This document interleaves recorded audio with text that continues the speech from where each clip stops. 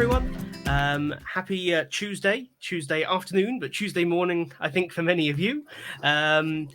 You may notice I am not Luis. I look a little bit different. No, due to some spotty internet where he is today, I'm not going to say I'm filling the shoes. I wouldn't come close to filling those shoes, but I am standing in. So I'm just going to do a really quick introduction for Anja. Anja's done a few of these now. She's sort of a truly multi-talented professional, which I think is always nice to see. Someone with a lot of feathers in their cap or strings to their bow, or whichever metaphor you choose to use. Over 15 years experience in a whole range of business areas and industry. And right now, and I think, really sort of perfectly aligned to this topic today, she's applying her passion for data to create and grow people development sort of programs that actually impact the bottom line. So really a direct segue into today's topic of how to isolate and measure the impact of our training. And I'm not sure if any of you have looked at the LPI report that came out today here in the UK newspapers. I'm not sure whether it went to you guys first or whether it comes second, but this is an area we're all going to be talking about in 2021. It's something businesses are caring more and more about. So Anja, I think I'm going to get out of your way as quickly as possible. Just so everyone knows, fire your questions in the chat or in the Ask a Question section, and we will cover them off at the end. But without further ado, I will get my ugly mug off the screen and hand over to our presenter for today. Thanks. Hi, my name is Anja. I am fairly new to the learning community, just as a professional community anyway. I've done a lot of things in my 15-20 years of working, but the training and the learning aspect is really my passion, along with the data aspect. So I've been trying to pivot into the realm a bit more professionally, have some learning related title on my resume here soon. But the data piece is kind of something that really draws me in, particularly when it comes to learning and development, because I think it's really important that we figure out whether what we're doing actually makes a difference to the bottom line. I'll define that bottom line in a moment, but I do want to make a couple of preliminary notes. It's really important that when we measure the impact of training, that we realize our training isn't necessarily always, or in most cases, going to be the only thing that should receive credit for the business impact that we're creating. So, as you're probably well aware of, or perhaps painfully aware of, training is the effect of training is pretty difficult to measure, and there are lots of factors that impact whether a person is learning and applying that learning on the job. And to make sure we're still credible, we want to put that caveat forth that we're not saying that the impact our training has is the only thing that has led to a positive difference in whatever business measure we're monitoring. So that's sort of a credibility, but also just a reality check there. So how do we measure impact? So the first thing before we measure impact is always to figure out what are we measuring.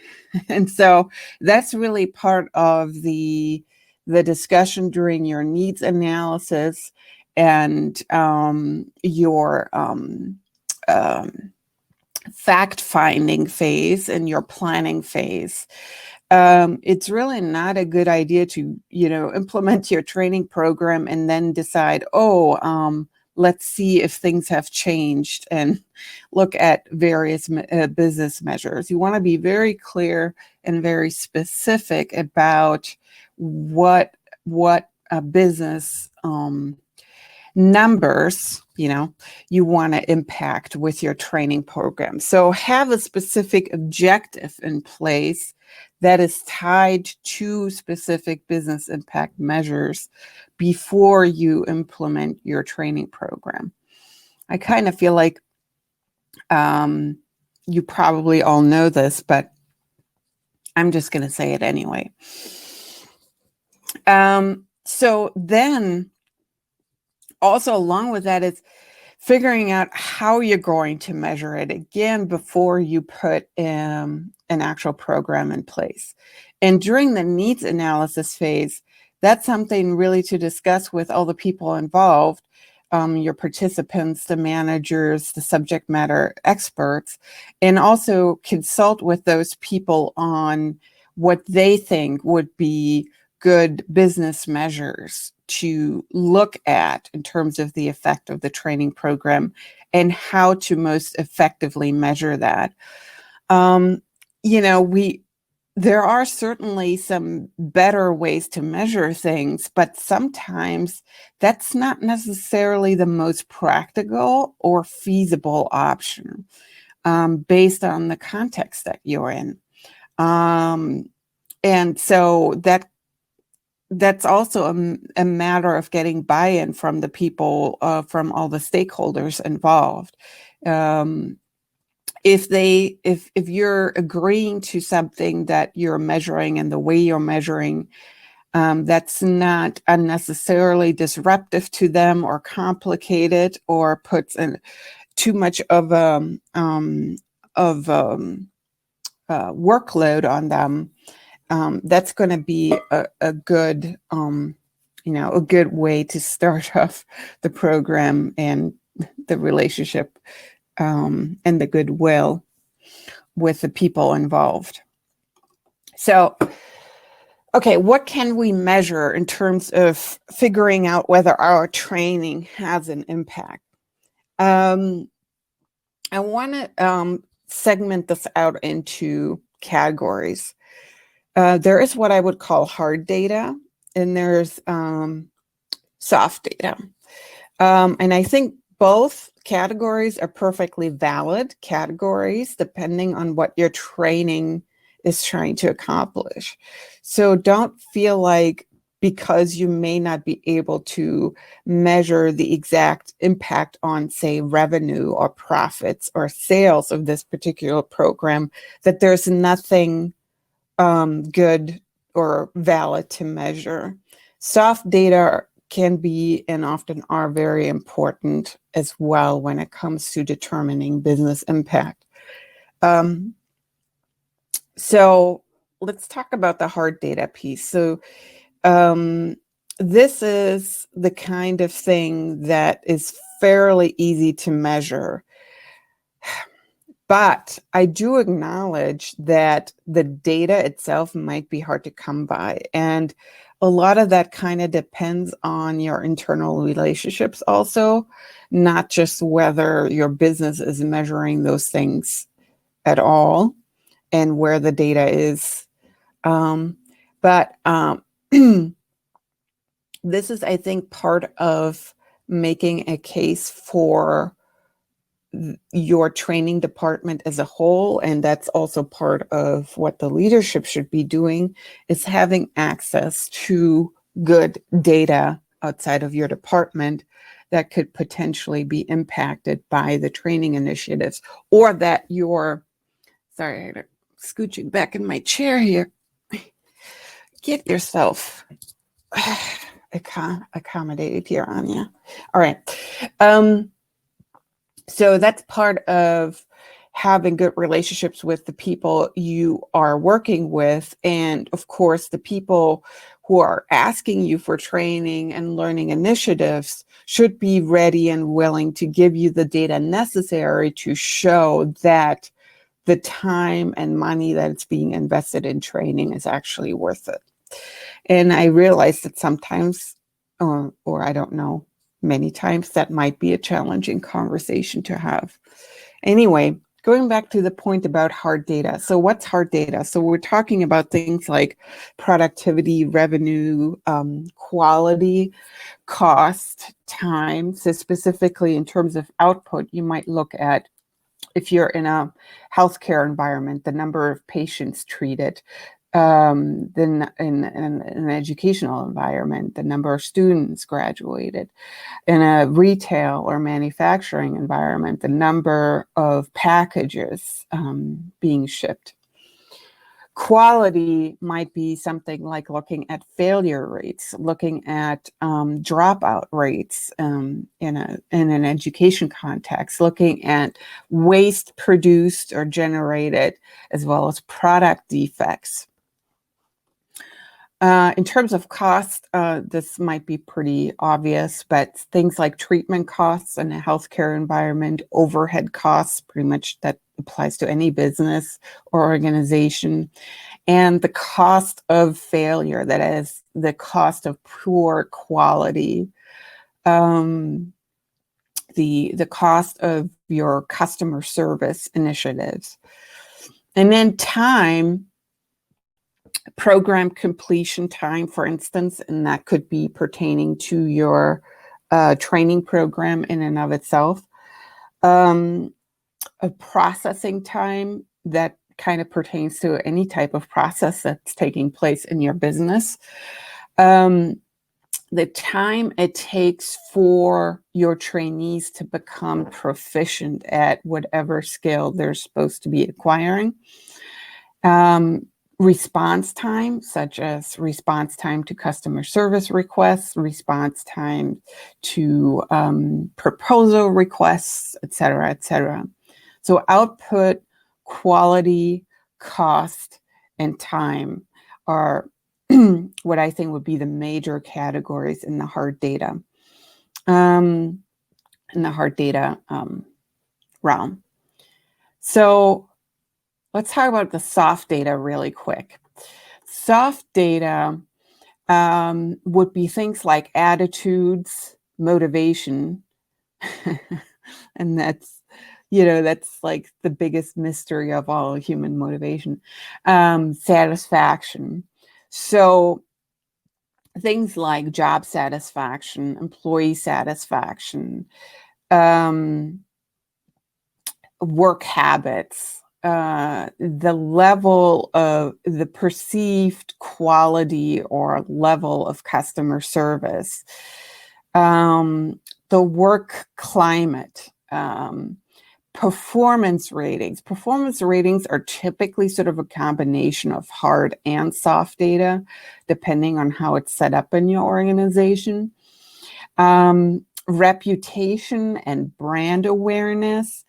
Again, that's a big one, but it's also, pretty, what I like to call squishy. Innovation or perceived innovation or rate of innovation, and creativity or ability to be creative, or perceived support of being creative. So those are, again, I want to emphasize this, important things. It's not always about monetary gains. It's not always about return on investment specifically, as we, think of it in terms of costs and profits, and increase in revenue, et cetera, et cetera.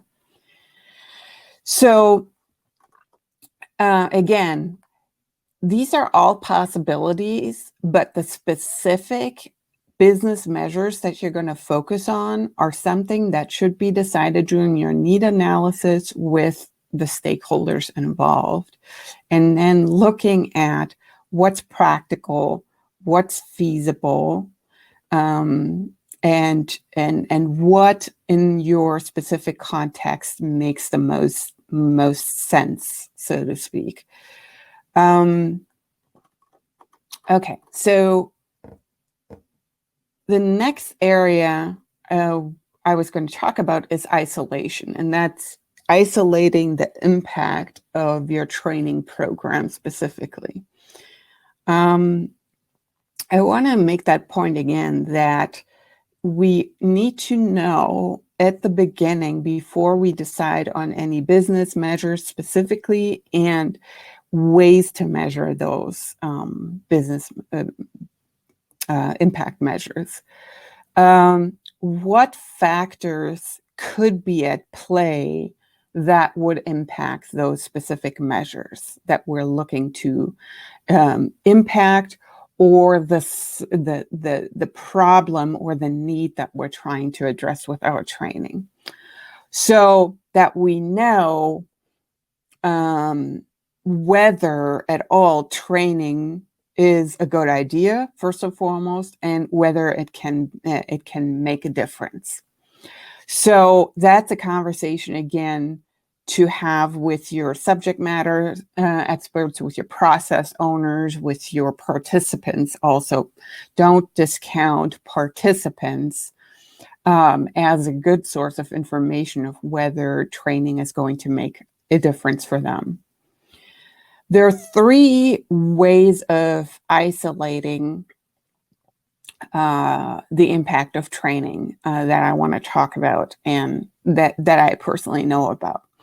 There may be more, and definitely mention those in your comments or questions, because I like to learn more.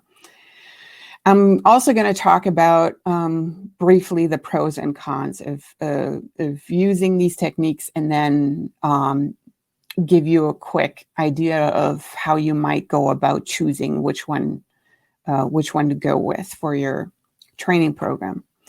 The first one, and typically this is seen sort of as the most ideal one, I guess, is the comparison group analysis, or using a control group.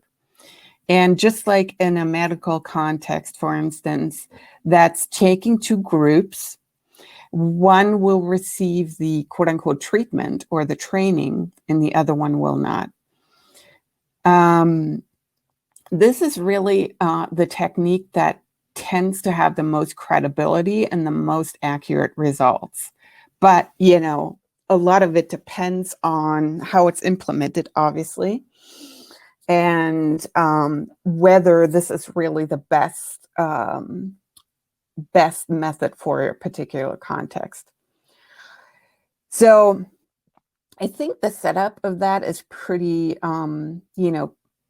you probably are pretty familiar with it, but I want to put out a few caveats. So some things to make sure are in place. You want to make sure that your groups are pretty similar, actually very, very similar. So it's not just about composition, that they're fairly similar in terms of composition, as far as, the work area that's being looked at, gender, race, etc., level of experience. Excuse me. Oh, my body was screaming for coffee there.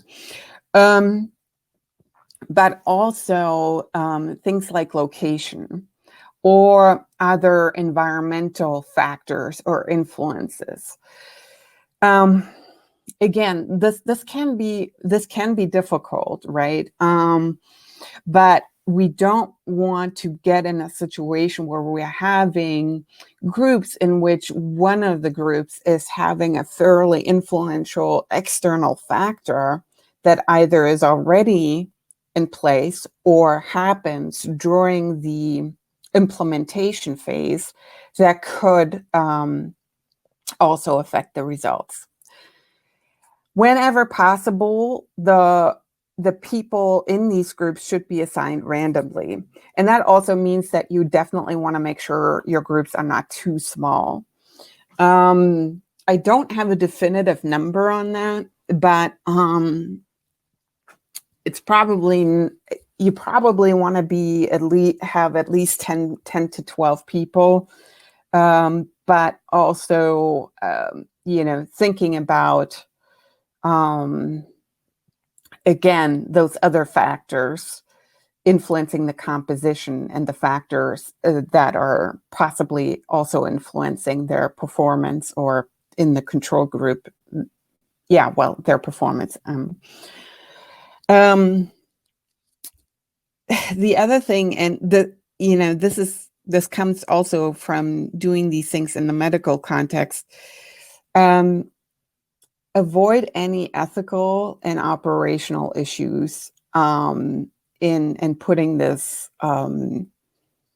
technique in place. That is, ethical issues, that's kind of obvious, but operational issues might be, okay, there is a particular training that needs to happen, and if we withhold this training from the control group as we're doing, it could cause significant operational issues. So things like safety, for instance, safety training, although this also would be a point about ethics there, right? Again,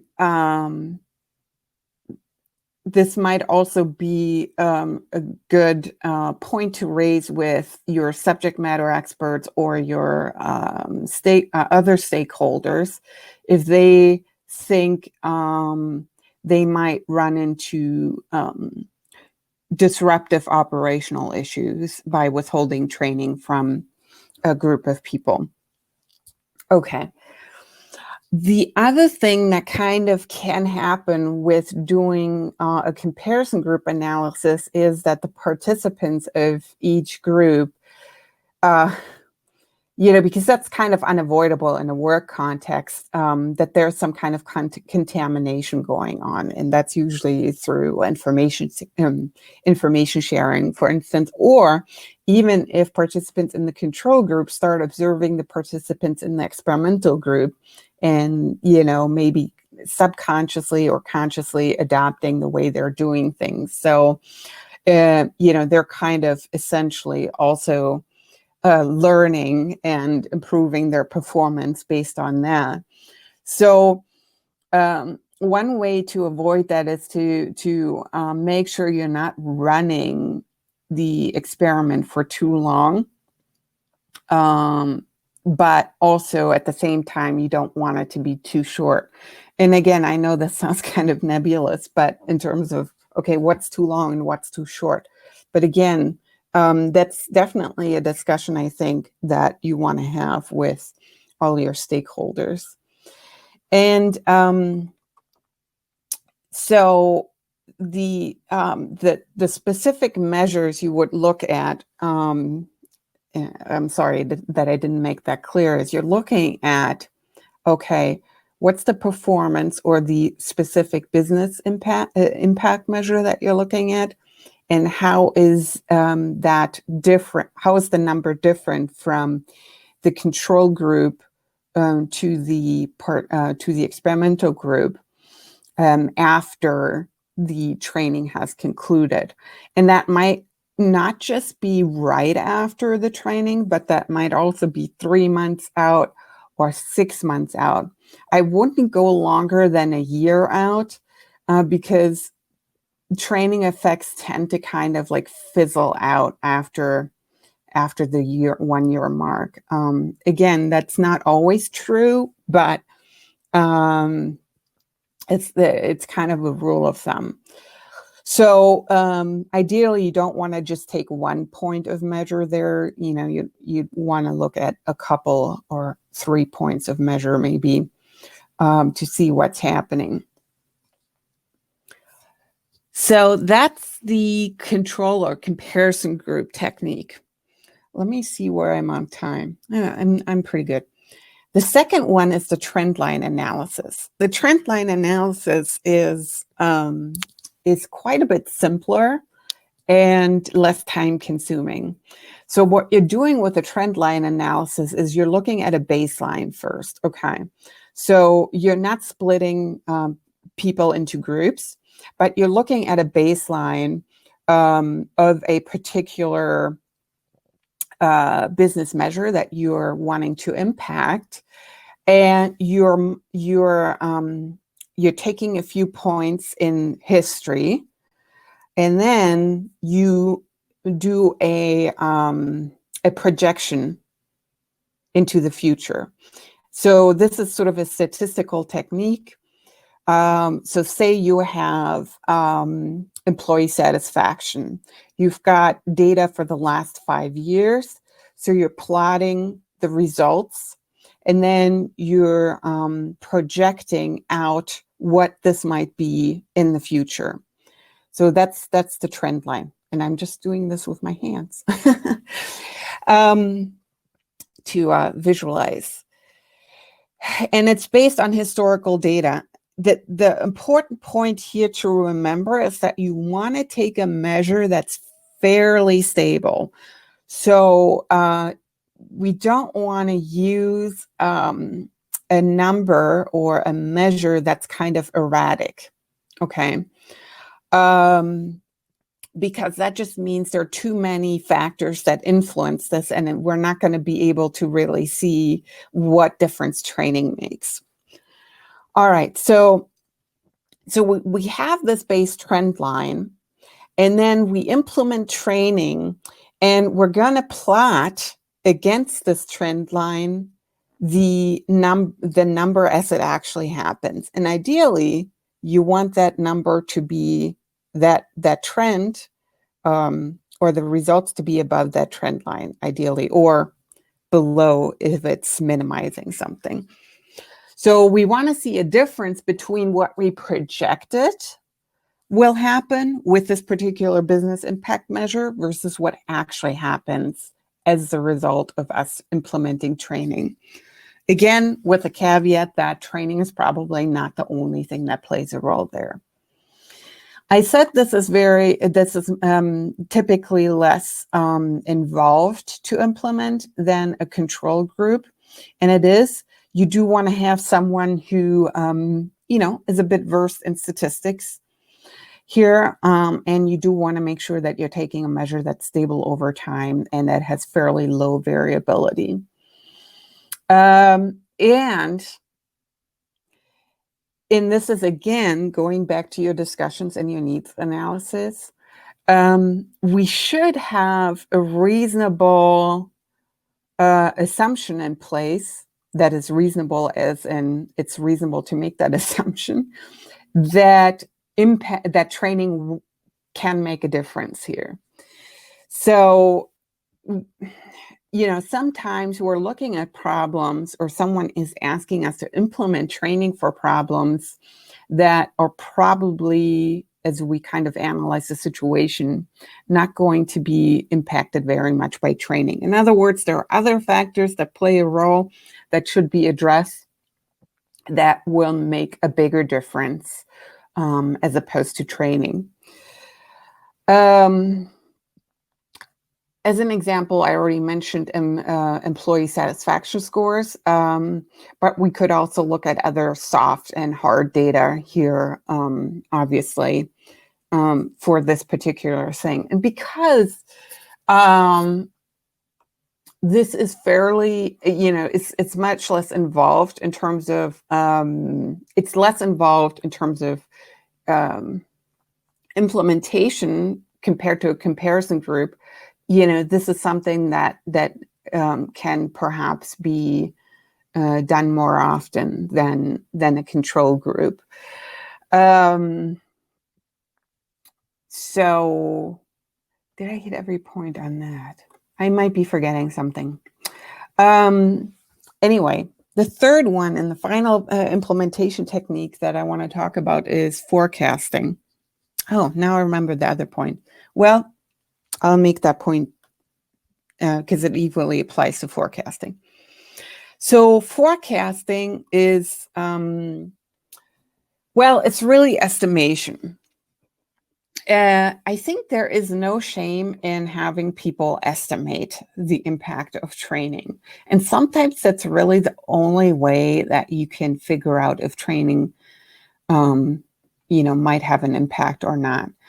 So who should be able to estimate whether training has an impact and perhaps how much of an impact it has?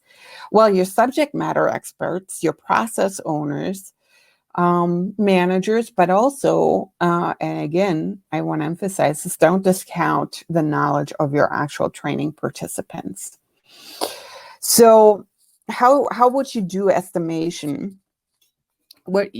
Typically this is done through, or forecasting. Typically this is done either with a focus group or with questionnaires or a combination thereof.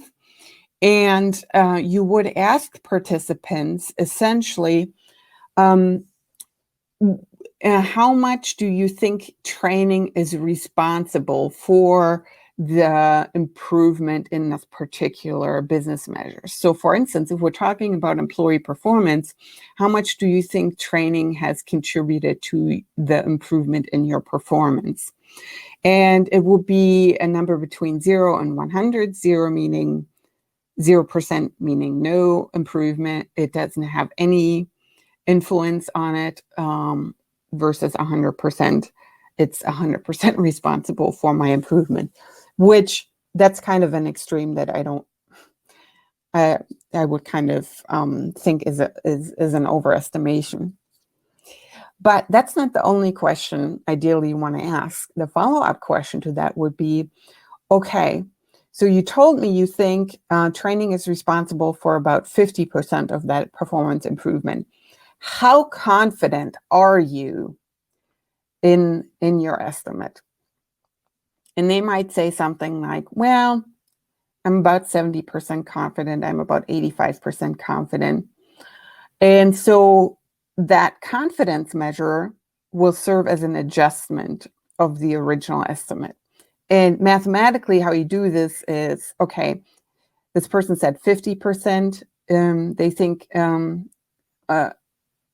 training is responsible for 50%, and I'm about 70% confident. So we multiply those two numbers and we get an adjusted estimate percentage. Why are we doing this?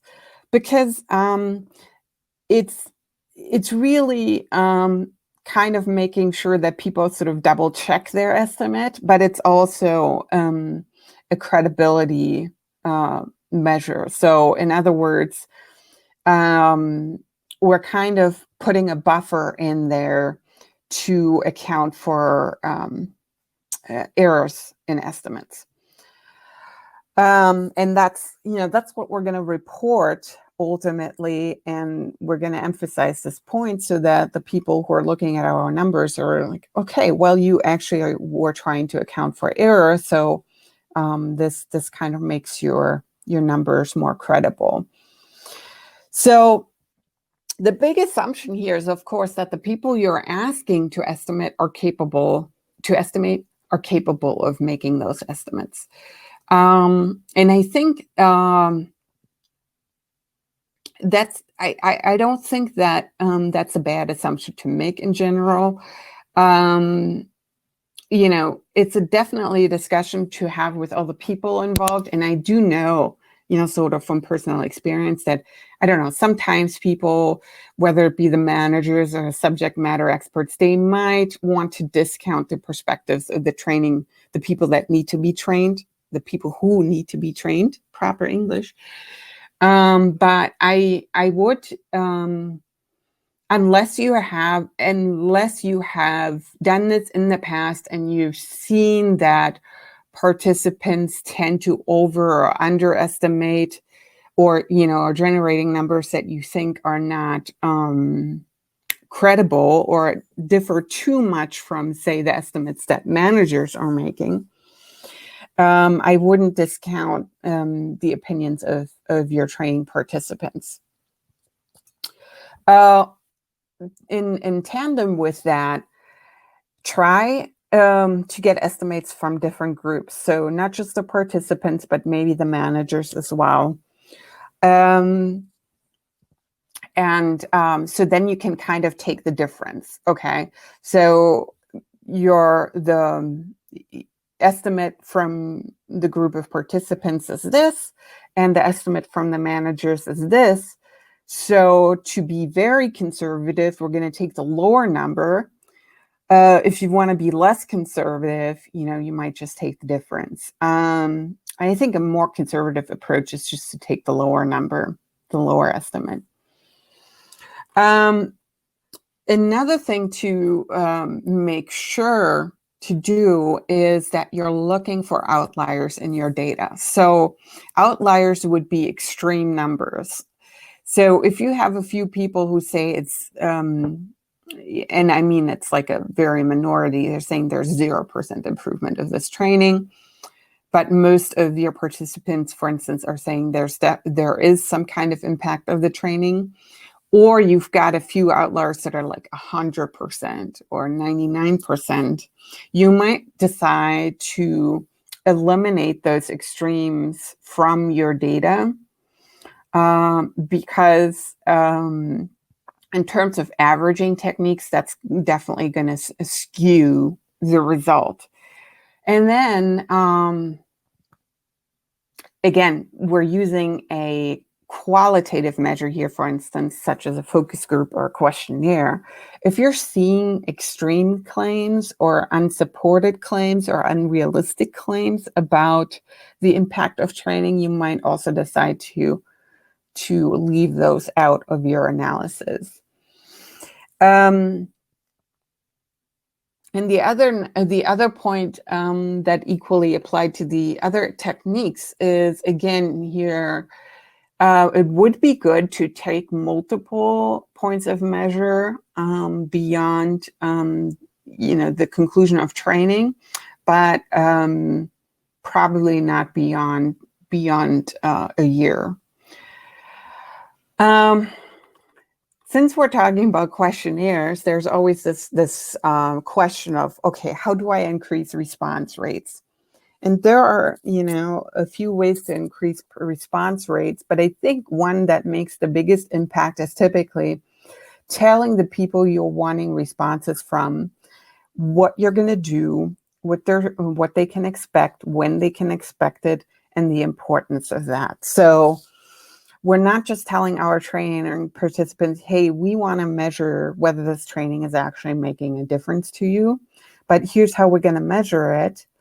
And here's why this is really important. So please help us out. You can also provide a copy of the actual instrument. So if you're using a questionnaire during the training, so people can discuss, and they can also maybe help you out, possibly revising the questionnaire.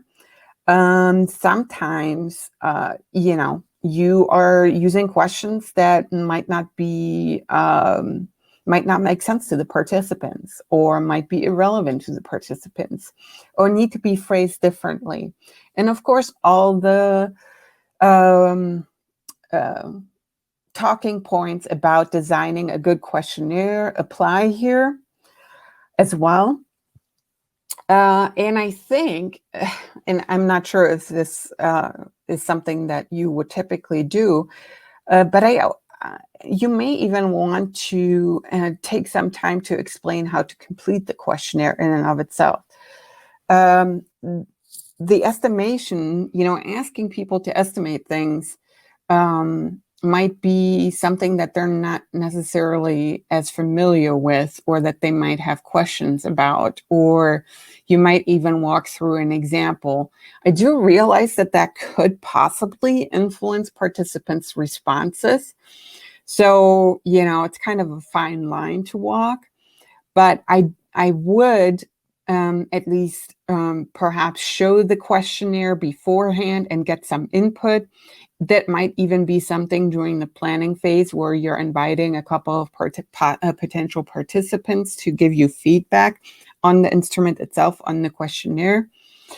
So, you have a questionnaire that hopefully that's well designed, but also gets maximum responses.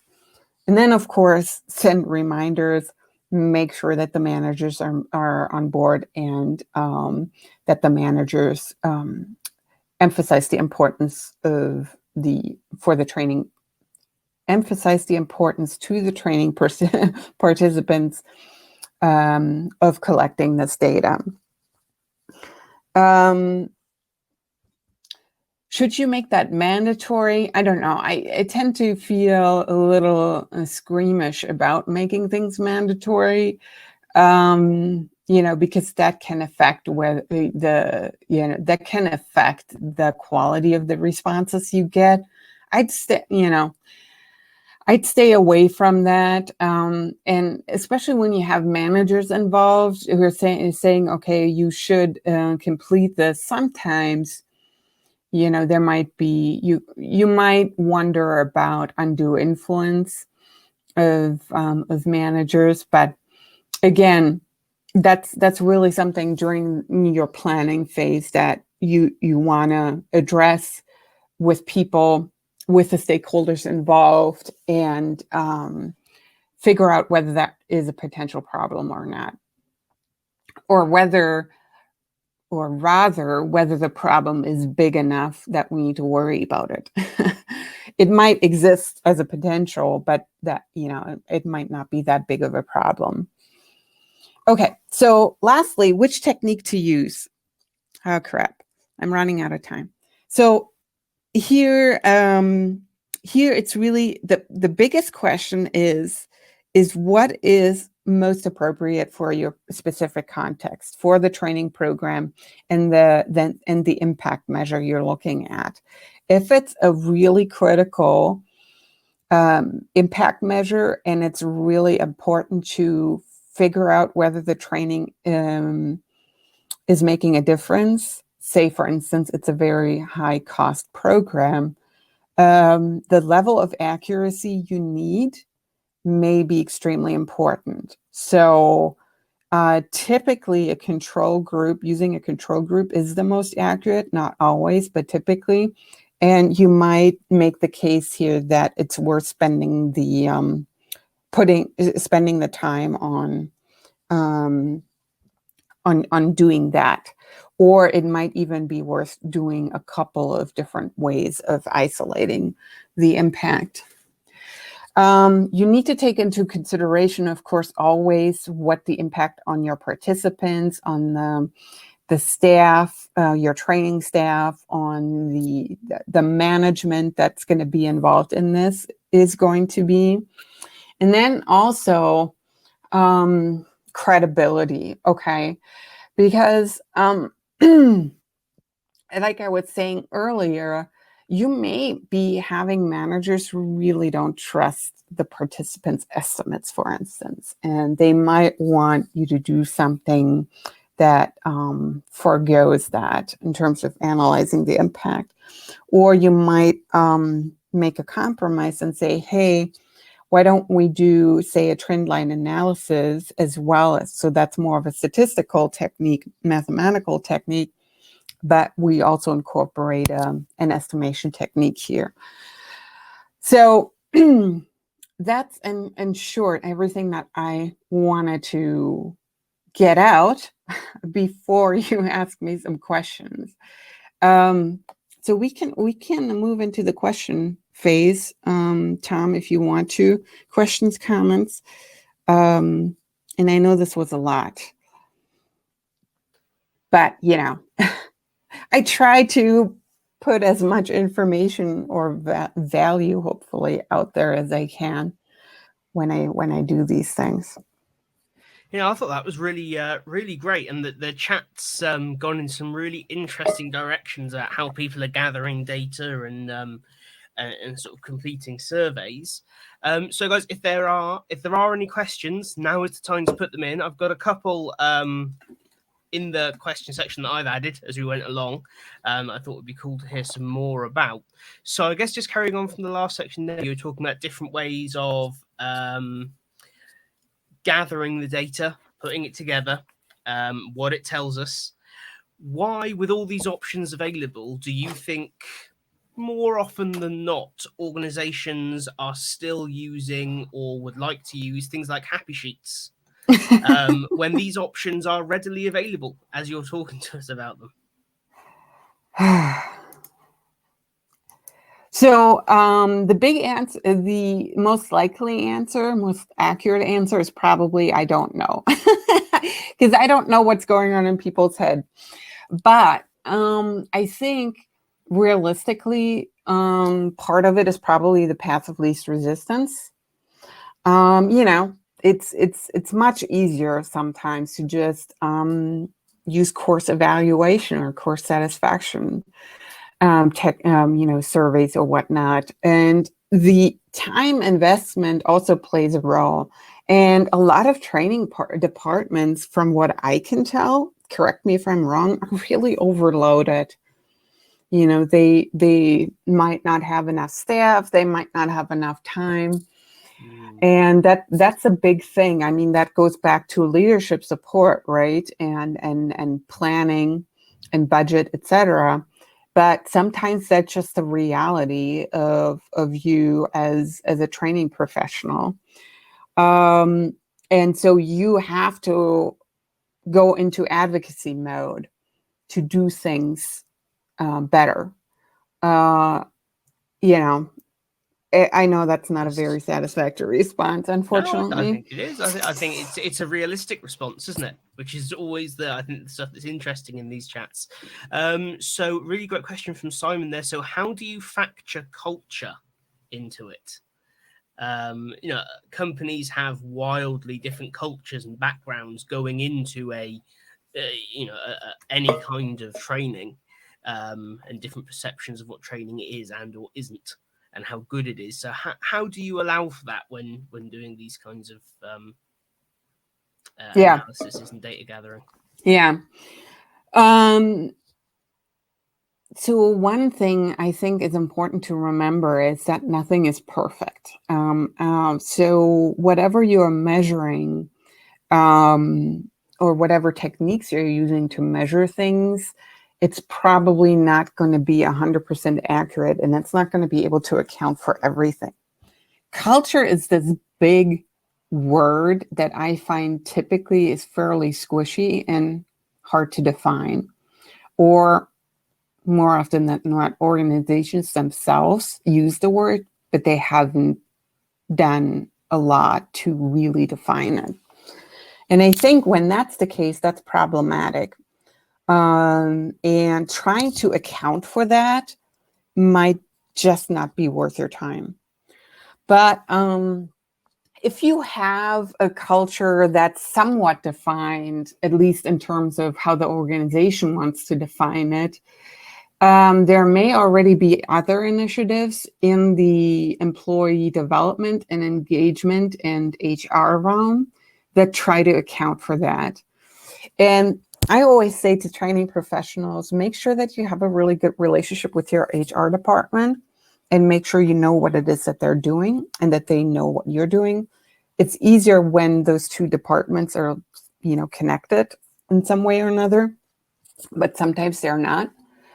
So when you have someone who kind of deals with this culture piece, and typically they tend to be in the employee department, as a subject matter expert in your needs analysis, or when you're doing the needs analysis, when you're looking at what training to do, that will be really important. Same with diversity and inclusion folks. I think definitely look at those people as subject matter experts. But, it's, I don't know. I don't mean to be dismissive when I say it's a squishy topic. I'm just trying to acknowledge the difficulty here. Culture can mean 101 different things to each of us on this chat, couldn't it?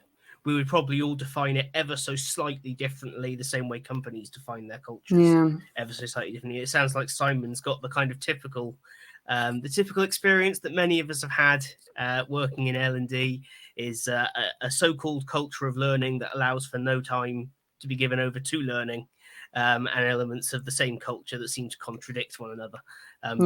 You're not alone. As you're in Swindon, when we're allowed to go outside again, let me know and we'll moan about it together. But fair enough, you mentioned connecting in with HR there and building a good relationship. The other question I'd put in is, in your experience of doing this, which departments and individuals have been your biggest and most useful allies in getting these measures in place and being used by the business? Okay, so I'm going to out myself here. This is me learning how to do this, and I'm sharing my knowledge as I'm learning. I have not been given the opportunity to actually implement any of these things because I haven't had a job specifically in training that lets me do these things. And I kind of want to change that. But I'm taking my knowledge from research and data and like 2 graduate degrees and how to do social science research here. So, I mean, sorry, based on that then, who do you, I guess we can kind of follow the same lines. Who would you, if you were going to start doing this tomorrow, who would be your targets to make friends with on day one and to get on board? Yeah. Well, the HR department would be highest on my list, but there are also other obvious targets, and one would be the marketing department. And I say that because marketing and sales do a really bang up job usually of data analysis, because they have to. And there are probably more resources flowing in that direction. So even just from a perspective of how to do data analysis and the different techniques you can use, your marketing and sales folks, your data analyst folks there might be really good people to make friends with. And operations people also, because they typically do data analysis, process analysis. And so I would not discount those folks either, even your financial people. Of course, yeah. And I think that's so often, like, when we have these kinds of conversations, there are lots of people who got into L&D maybe because they didn't like working in spreadsheets and with numbers and wanted to work in a more people-focused situation. So I think having those relationships, maybe if you're thinking, I don't feel comfortable with the numbers side of it, having those relationships is going to make that side of it a lot easier, I should imagine. So, I mean, the key part here is always executive buy-in and leadership buy-in. And I know that can be very difficult. It's a whole political hot potato sometimes, but sometimes you have to, unfortunately, go around them and just make those connections and, relationships yourself based on your own effort. And I realize that's unfortunate, but hey, we all, a lot of times, are really passionate enough about our jobs to put in that extra effort. Well, exactly. It's an opportunity to prove yourself right as well, isn't it? Yeah. If you do believe it and you do see the benefit in it, be the person to spearhead it, and hopefully some credit comes your way afterwards. And if not, you get that warm feeling inside of knowing you were right and they were wrong. And you get to put it on your resume for someone Absolutely. who's more interested in what you have to offer. So, yeah. Awesome. Oh, there we go. Whoever hires you first, Anja, is going to be a leg up on the competition. There we go. You've got a fan in Liz. Yeah. Fantastic. Well, I think we've gone through certainly the questions that I put in there. So unless there are any more questions in the chat or anything else you want to add, Anja? I don't have anything to add, but if you want to connect with me, definitely find me on LinkedIn. That's my main hangout. I try to avoid as much as possible other social media platforms for my mental health. So I'm fairly easy to find if you put in my name. And start chatting with me on there. I'm happy to connect. Awesome. Well, thank you ever so much. Thank you, everyone who joined us for today's stream. And hey, have an awesome day. Bye. Bye.